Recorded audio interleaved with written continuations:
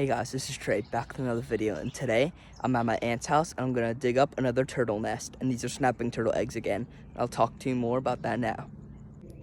Alright, so I'm at my aunt's house again, and the pond I always fish is actually back there, but yesterday we were over at their house and we saw a huge snapping turtle laying eggs, so I marked it with this log and we're gonna try and dig it up again. So I did do this about a year ago, and unfortunately those eggs did hatch, but the babies ended up dying, which I'll take full responsibility. It was a mistake on my part, so I'm gonna try and do it 2 different ways, which will hopefully help them survive better.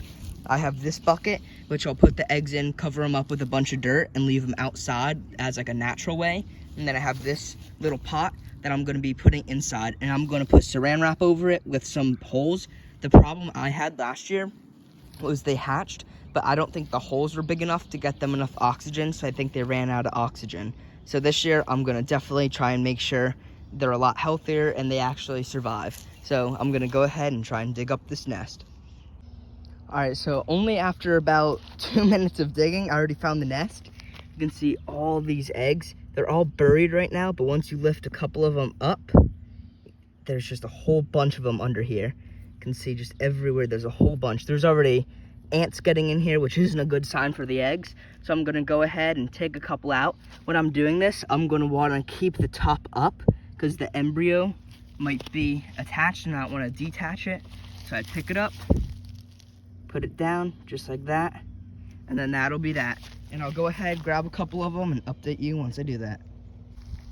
All right, so in this bucket, you can see I put 6 eggs, and then in this little container, I put 5 eggs.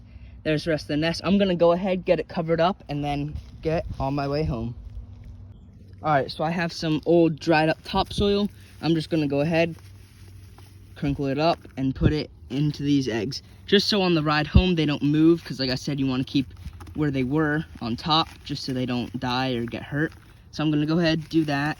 A couple more, do it to this one, and then get on my way home.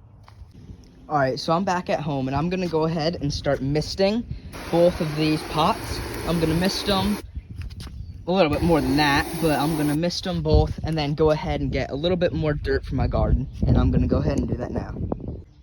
All right, so you can see I added a whole bunch of water to this because this is gonna be outside and it's pretty hot out today. And then this other one, I'm gonna dump out any excess water that's in here. I'm gonna go ahead, put saran wrap over it, poke a bunch of holes in it, and put it inside. And this, I'm gonna go ahead and put on my back porch. All right, so here is the eggs. You can see I cut a bunch of big holes because I do not want to make the same mistake as last time. And I did leave some room in here, so they could, if they do hatch, they could crawl up. And I'm putting it in a nice sunny window. So that's gonna be it for the video. Make sure you subscribe to see these guys hatch, and thank you for watching.